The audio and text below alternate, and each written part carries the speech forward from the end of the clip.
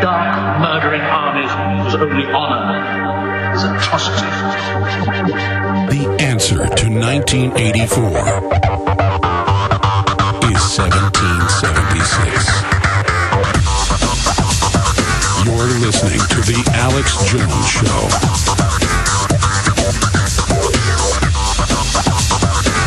The answer to 1984 is 1776. Joel-Skousen of worldaffairsbrief.com is our guest. What an amazing discussion we've had today. Now, I said I'd go back to Christopher with his CMP stuff.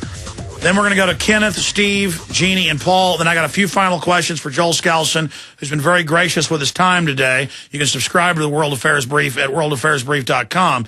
But Christopher, anything else? I think he answered your CMP question. Thank you for taking my call. I respect the fact that you're letting me back on the show. And also, I just want to say, Lee Rogers over at oraclebroadcasting.com, he's ex-military. He sponsors that. He runs that whole thing. He has a full-time job. I appreciate your call. And they tell endless lies, and they're completely jealous of this radio show, and are very suspect. I mean, and see, I let you do it. I go back to you. It's just all complete crud. Okay, let's go ahead now and go to Kenneth in Michigan. You're on the air. Go ahead. Hey, Alex. Hey, buddy. Yeah, the other day you read an article on a JROTC program, and I wanted to tell you that I was in an NJROTC program like right after 9/11. So I know exactly what you're talking about. They're turning these kids into fucking robots. You know what I'm saying? And that's what really woke me up, because they had 11 general orders, right? You know what the general orders are for military people? Yes. Well, there was supposedly a 12 they wouldn't give us. And that 12th order I found out was to not follow illegal orders that go contrary to the Constitution. You understand what I'm saying? Yes. I mean, for those that don't know, and I appreciate your call, Kenneth, I've got to move quick here.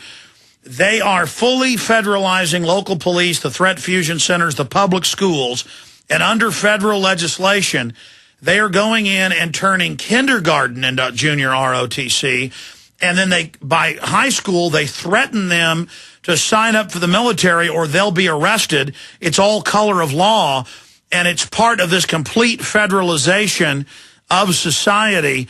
Joel-Skousen, any comments on that?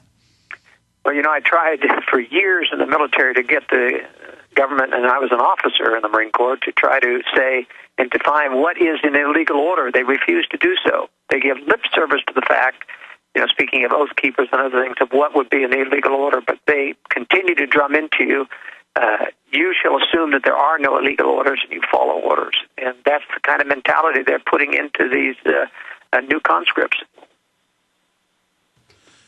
That is the type of mentality, and to just turn your children over to Army recruiters when they're in kindergarten. I mean, is this a mark of a free society to have 180 troops at one school in Alaska? That's just one example. Literally, quote, training the children to accept a military presence. I mean, that's acclamation, Joel. Yeah, it's inappropriate, and, it isn't widespread. Certainly, these are exceptions right now, but they're a trend that we can see continuing someday in the future. Absolutely. Kenneth, interesting points. Let's talk to Steve in Oklahoma. Steve, you're on the air. Alex, how are you doing? Good. Good to talk to you. You had mentioned way earlier in the show something about being a whistleblower. You guys actually touched on that at one point in time. Yeah, no, we were talking about getting whistleblowers to go forward about not just the MIAC report and other things, but government drug dealing. That's happening. And Joel was saying that's why they're trying to convert over to contractors, because they found it's easier to control them and to have a nest of dark side criminals. Right. Well, I used to work for one of the major defense firms, and I had a TSSCI clearance. And, the problem is you sign like a huge stack of papers stating that, you won't even breathe. You're not even supposed to be able to tell your wife you actually have a clearance. I mean, you're not supposed to tell anybody. And if you even breathe start, they scare you so bad thinking that, you can't say anything for 40 years or something like that, you have to be really, really, really careful about even thinking about saying stuff like that. Well, look, here's the deal. Whether it's a security clearance or a non-disclosure thing or any of that in private business or government, if something's illegal or immoral, the contracts don't count. And that goes back to the Nuremberg defense if I was just following orders. Let's get Joel Skousen's take. Well, you're absolutely right. There are laws that basically protect people, but they aren't being enforced by the judges. That's the problem. They will take you down. And that's why in my call to whistleblowers, what I'm calling for is come and do it privately. Talk anonymously. You can trust us to keep the secret. What I'm saying is that we need to at least know the information, because then we can go and ferret it out, and we can expose things even if we don't have to tell your name. Well, that's why they're scared of things like WikiLeaks, whether it's controlled or not. Exactly. They're afraid of the truth alone coming out, even if we don't and can't say the source. Look, the mainstream media gets away with it all the time, saying we have an anonymous source, I'm not allowed to reveal it. We can do the same game, but we need whistleblowers to come out and say it in a timely manner. I mean, we've got people coming off the grassy knoll admitting that they were working for both the CIA and Mafia and shot President Kennedy, but they were right before their death, and it's very difficult to make use of that information 40 years after the fact. And absolutely, it's all coming out. On a separate issue, before we go back to calls, Mexican massacre investigator found dead. The local investigator who was looking into the 72 immigrants from Central and South America who the drug cartels were killing because they didn't have money to pay them off. Arizona sheriff says the Border Patrol is pulling out of southern Arizona. CNS News. Brewer condemns report to UN mentioning Arizona law. Mexicans fear cartels are winning. And it just goes on from there. My intel from former DEA agents and others is Los Zetas, and we said this 6 years ago, before it all started, was being trained by the CIA, their, quote, former Mexican military, they've really been sheep-dipped, to attack the other 4 cartels to 5 cartels that don't pay their cuts to the big globalist banks, just like the FARC guerrilla are being attacked in Colombia for not laundering their money through the stock market. That's even in Reuters.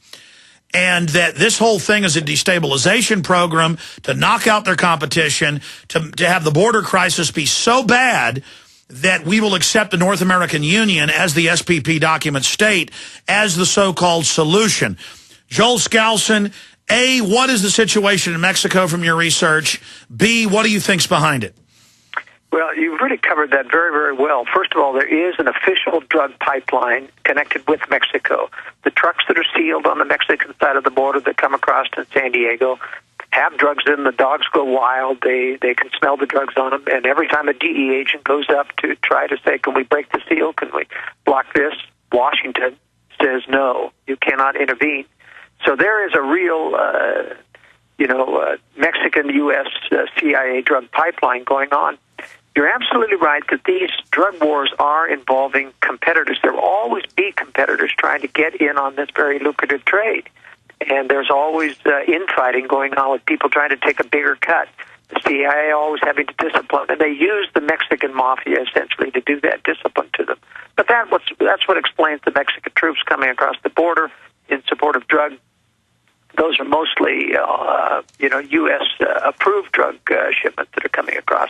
But sometimes, because Mexico is so corrupt, the Mexican military itself is bought off by the competing people with higher money, and that's why the U.S. has a problem with this. They don't know which Mexican troops coming across the border are their own boys or which ones are belong to the other cartels. But you're absolutely right about the last comment, that this whole thing is allowed to fester and get worse, because the solution to this Hegelian conflict will be we have to have a joint military protected regime across the border, and it'll be part of the North American Union. I'm not sure they're going to get there, but that's where they're aiming.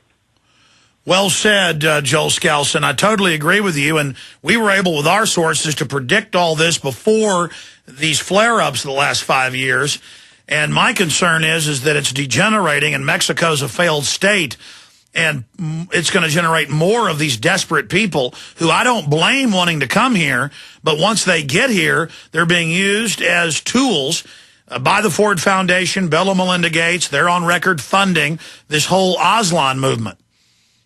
Absolutely right. And they're funding La Raza and other radical groups as well. They want this conflict between the Mexican Americans so that they can say, well, we need another comprehensive amnesty that will feed increased illegal immigration. All the while, of course, they won't stop the fence or build the fence, which would, in fact, stop 95% of it immediately and take all of the pressure, most of the pressure off the border. That's right. Real fast. Jeannie in Texas, you're on the air.